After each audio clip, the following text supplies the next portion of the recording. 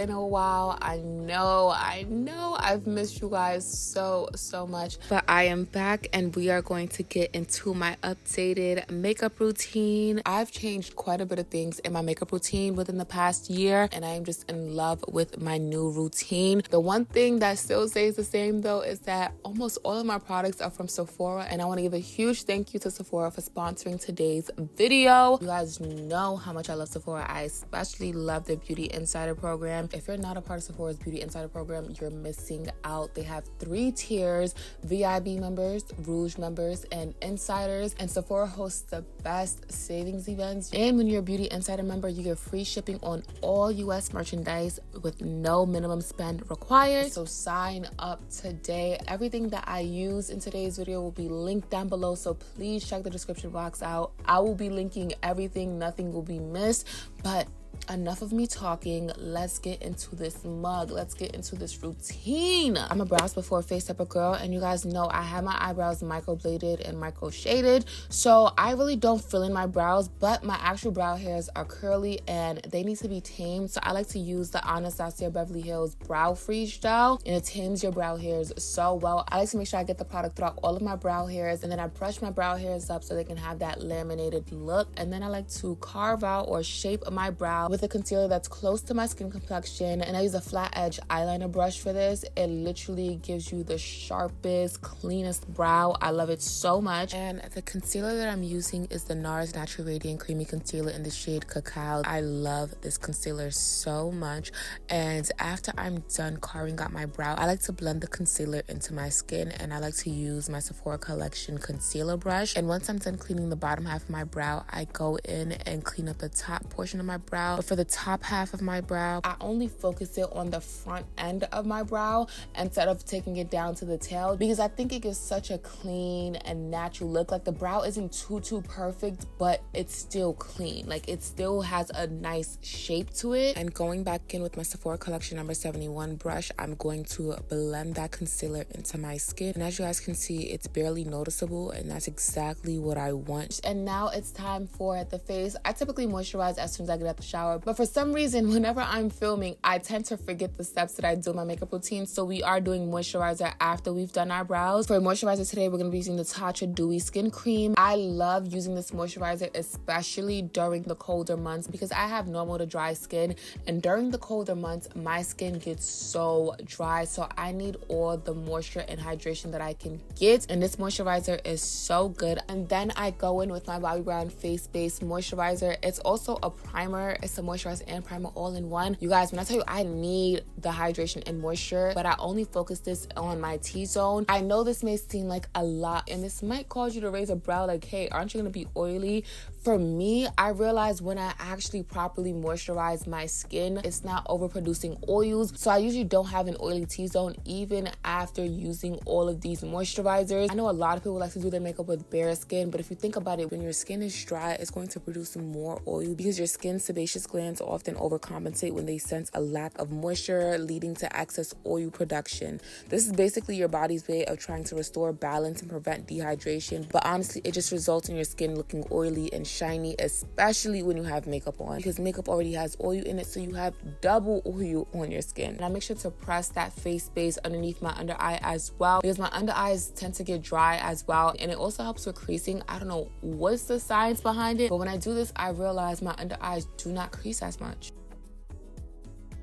And of course, I still use my Milk Hydro Grip Primer, my favorite primer. It will always be a fave. It really keeps your makeup on, and it helps so much with the longevity of your makeup. I make sure to apply that on the perimeter of my face and blend it out, and I like to press it into the skin as well. Now we are prepped and ready for makeup. Now we're gonna go with the Charlotte Tilbury Flawless Filter, and I am in the shade 8 Deep. I like to use this underneath my foundation, only on my hyperpigmentation areas. The coverage is not full coverage, by the way, but this is probably one of the few complexion products that matches my skin to the T. So I like to apply this so my face can literally be a blank slate. There's no hyperpigmentation, and I like to apply it on my cheeks, my forehead, and around my mouth, and it leaves you with the most natural, flawless, radiant skin skin and everything is even. And now I like to go in with my favorite foundation. It's the NARS Natural Radiant Foundation in the shade Zambi. I've been obsessed with this foundation for years, close to a decade at this point. This will always be my holy grail product, a product that stays in my makeup kit. It's literally my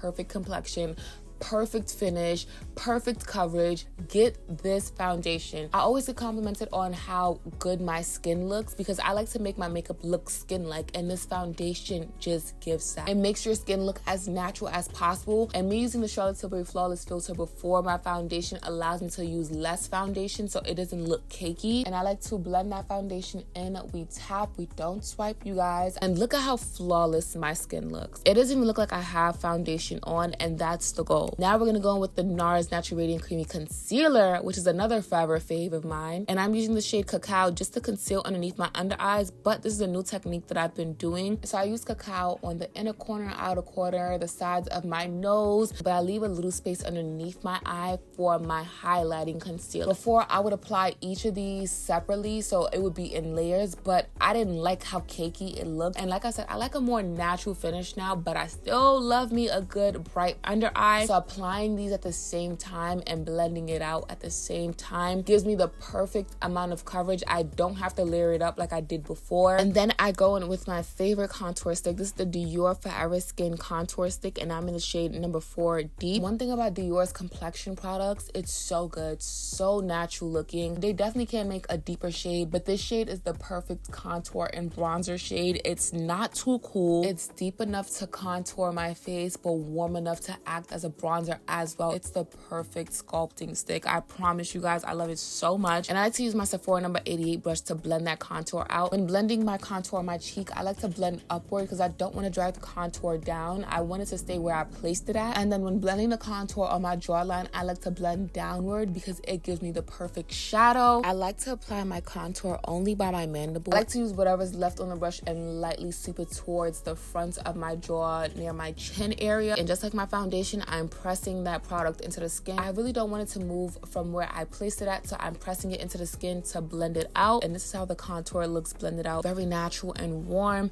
And then now it's time for us to blend out our concealer. I love to use my Sephora number 47 brush, and same technique as last time, I like to blend outward. I blend my chin first, I blend the outer edges of my under eye concealer, my forehead, my nose, and then the last thing that I'm going to blend out is that brightening concealer. I do not want that concealer to move from where I placed it at, so that's why I wait to blend that out last.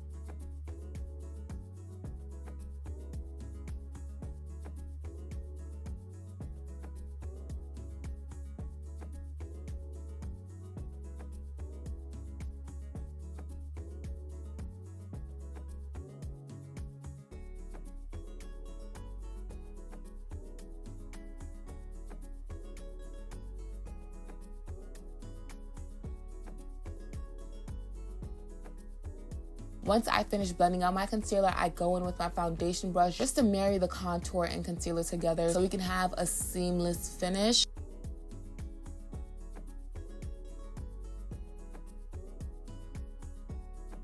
Now it's time for powder. My all-time fave is the Laura Mercier Translucent Medium Deep Powder. Been rocking with this powder for a decade. And I like to use a powder puff. Press the powder puff into the powder and press it on the back of my hand before applying it to my face, just so everything can be evenly distributed. And when it comes to powder, dusting some powder is not gonna set that makeup in place. In fact, it's gonna move the next hour. Do not be afraid to apply that product. I genuinely get so many compliments on my under eye and my face in general, and it's because I apply product. I'm not afraid to apply it, and I just stamp that powder on, okay? If I use concealer, I'm using my translucent powder right on top. And now here's the game changer in my makeup routine. This IT Cosmetics foundation brush. You guys, I don't know what it is. I got this in PR, right? And I just randomly needed a brush to dust off my makeup. So I picked this up because this is the only clean brush I had. When I tell you, this brush works wonders. Instead of dusting the powder off, press the powder into your skin. Just like we press our foundations into our skin, press the powder into your skin and you're gonna thank me later. When I tell you the face just sits flawlessly, it sits flawlessly. I don't know what it is, but pushing the remaining powder into your skin just make sure any excess is gone. And now we're gonna go into our face powder. I did go ahead and bronze my face as well off camera. And my favorite face powder is the Sephora Collection Micro Smooth Powder in the shade Espresso. Literally leaves your face looking flawless. And I like to use my Sephora Collection Pro Powder number 50 brush to apply my face powder. And then I like to go in with my NARS Exhibit A blush, you guys. My favorite color blush is orange. I used to be a pink girly. Using an orange blush just gives you that sun-kissed look year round. And using that same IT Cosmetics brush with no product on it, by the way, I'm just going to marry everything together. And now it's time to contour my nose. I really just put bronzer on the sides of my nose, and I take that bronzer onto the lids as well. The reason why I do this is because naturally my eyelids are darker, and I like to emulate that with my makeup as well. And as you can see, this IT Cosmetics brush gets used. If there is no other brush that you get from today's video, get this brush. And then I use my Charlotte Tilbury Airbrush Flawless Finish Setting Powder in the shade number 3 just to highlight my nose bridge and the sides of my nose, just so I can snatch at the nose a bit more. And you know what I'm going to use right after that? That same IT Cosmetics brush. I love it so much, you guys.